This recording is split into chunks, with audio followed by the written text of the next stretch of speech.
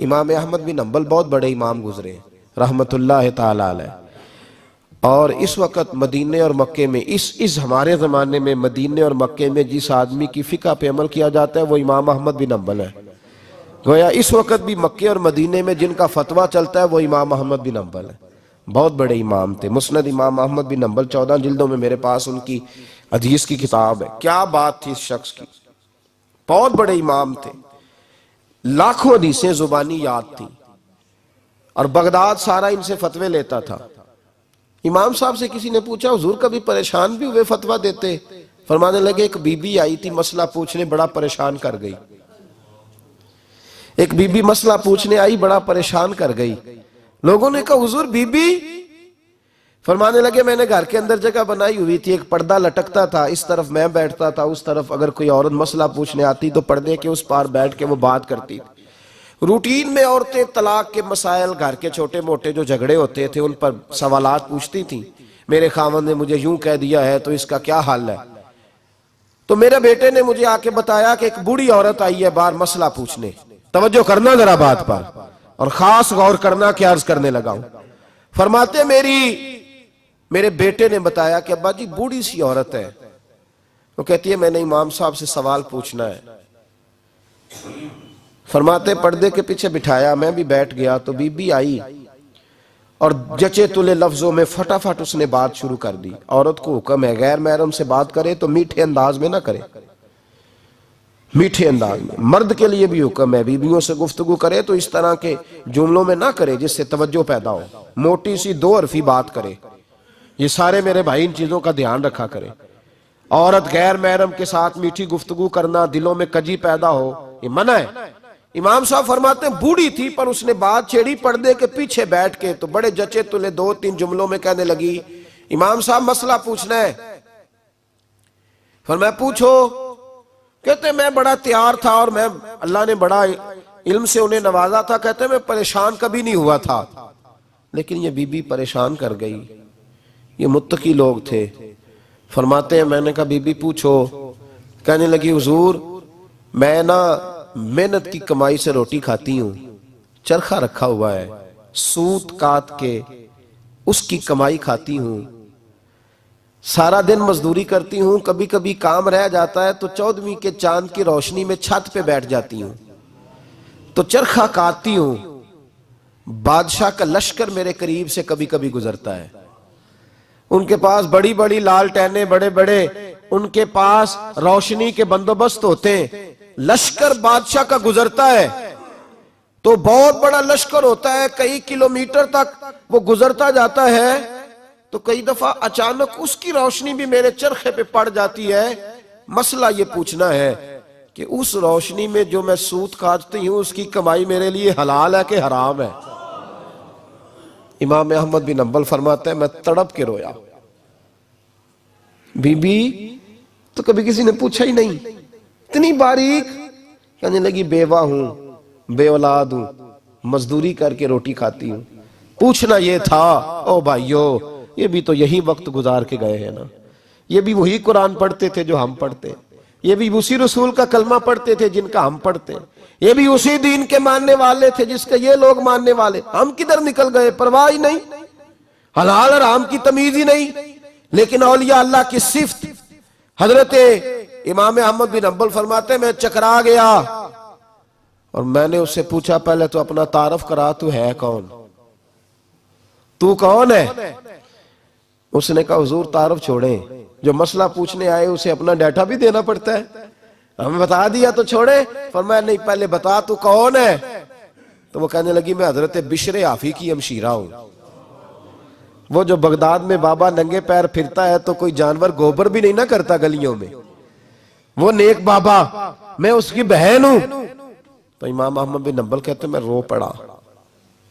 میں نے کہا آپا او میری بہن، کوئی اور آتا تو میں فتویٰ یہی دیتا کہ تو کو چھین کے روشنی تو نہیں نہ لیتی، خود پڑ جاتی ہے، جائز ہے تیرے لیے، لیکن تو چونکہ بشر حافی کی ہمشیرہ ہے تو تیرے لیے جائز نہیں، تو نہ یہ کر، تیرے لیے تقوی والا فیصلہ ہے میرا، تقوی والا، تو نہ یہ کام کر۔ امام احمد بن حنبل فرماتے ہیں بی بی چلی گئی پر میں ساری رات روتا رہا۔ وَقَانُوا يَتَّقُونَ، یہ پرہیزگار لوگ تھے۔ او بھائی، ولی کی کرامت یہ تھوڑی ہے کہ جب سے میں گیا ہوں پھونک مروائی ہے تو میری دکان بڑی چلی۔ یہ کوئی علامت ہے ولی ہونے کی؟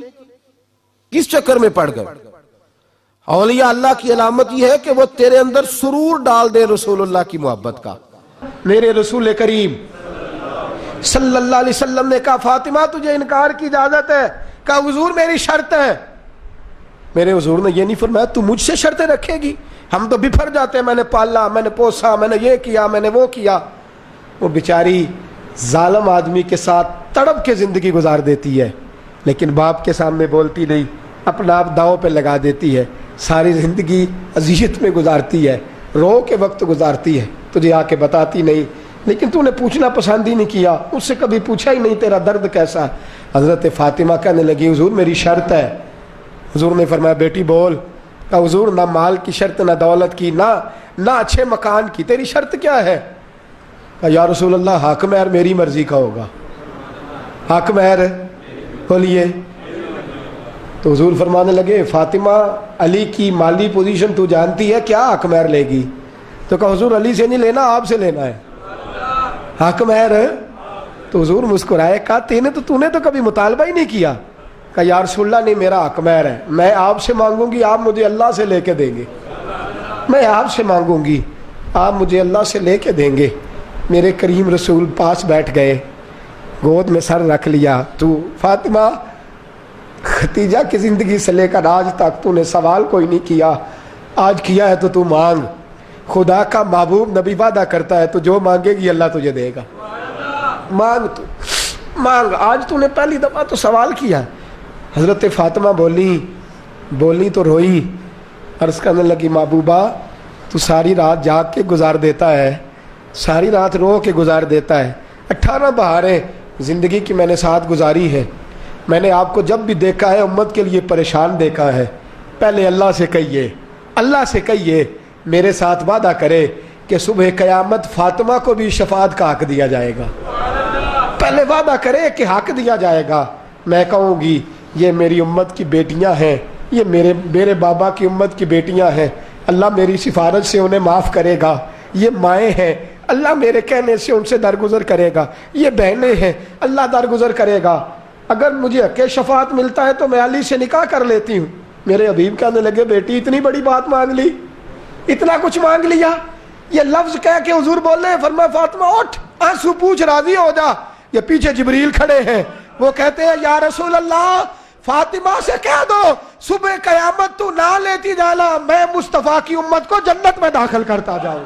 یہ آ گئے، یہ کھڑے ہیں۔ بریلی کے امام کہنے لگے جان احمد کی راحت پہ لاکھوں، جان احمد کی راحت پہ لاکھوں سلام، جان احمد کی راحت پہ لاکھوں سلام۔ کہا مجھے حق دو، میں کہتی جاؤں رب معاف کرتا جائے۔ فرمایا جا تجھے حق دیا۔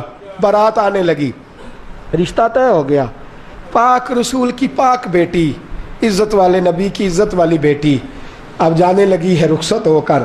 نکاح کا وقت آیا تو رازدار نبوت، مزاج شناسائے نبوت حضرت ابو بکر صدیق کو صحابہ نے آگے لگایا، کہا بات تو کرو۔ در رسول پہ جا کے بیٹھے، کہنے لگے یا رسول اللہ فاطمہ کو جہیز میں دینے کے لیے بھی کچھ بنایا؟ تو فرمایا نہ ابو بکر، میری بیٹی جہیز لے کے گئی تو امت کی غریبوں کی بیٹیوں کا کیا بنے گا؟ مسکینوں کی بیٹیاں تو بیٹھی رہیں گی اگر نہ کوئی جہیز نہیں۔ کہا حضور چند تحفوں کی اجازت ہے؟ میرے دوستو، او جہیز مانگنے والوں، او سودے بازی کرنے والوں، بیٹیاں تڑپ رہی ہیں، ماں باپ ترس رہے ہیں، امت مصطفیٰ کی بچیاں گھروں میں بیٹھی بوڑھی ہو گئی ہیں، والدین بیماریوں کا شکار ہو گئے ہیں۔ خدا را ساتھ بسنے والی ہمارے عزیزوں میں بچی، بڑی بہن روٹی زیادہ کھاتی ہے، چھوٹی ذرا غریب ہے۔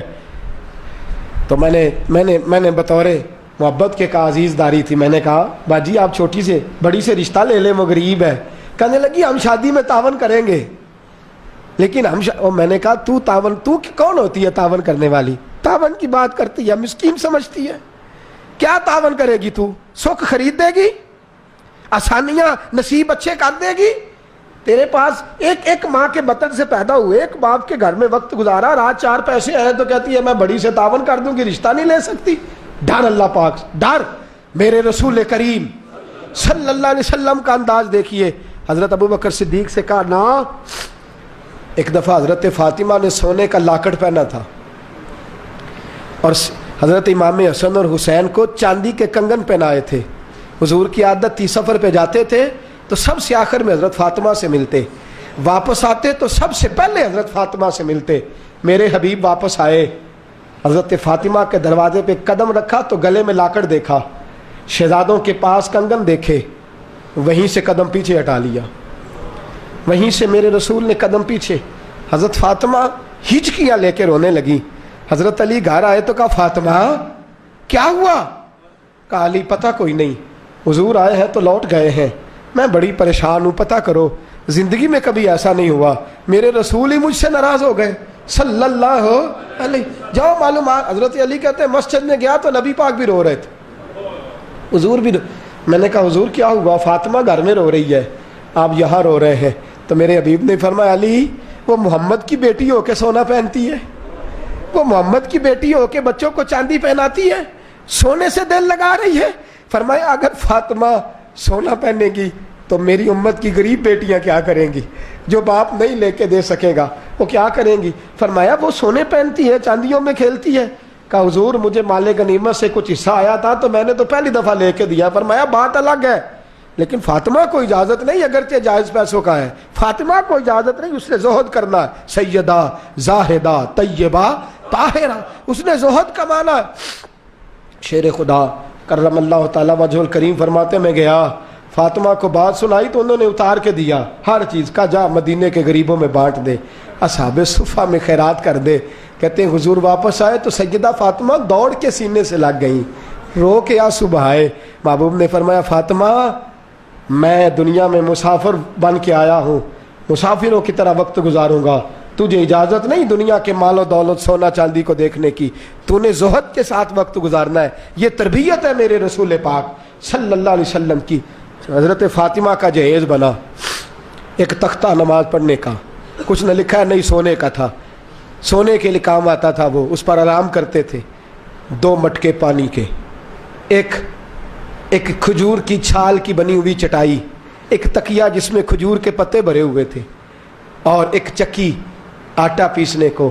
یہ سامان لے کے کائنات کے امام کی بیٹی سسرال چلی گئی، حضرت علی کا کرائے کا مکان، اس میں حضرت فاطمہ نے وقت گزارا، روکھی سوکھی روٹی کھائی، بچے بھی پالے، چکی بھی پیسی، برتن بھی دھوئے، کام بھی کیے، شوہر کی ہر بات پر آمین بھی کہا، اور پھر سارا دن قرآن بھی پڑھا، پھر ساری رات عبادت بھی کی، پھر اپنے اللہ کو بھی راضی کیا، پھر امت کے لیے دعائیں بھی مانگی۔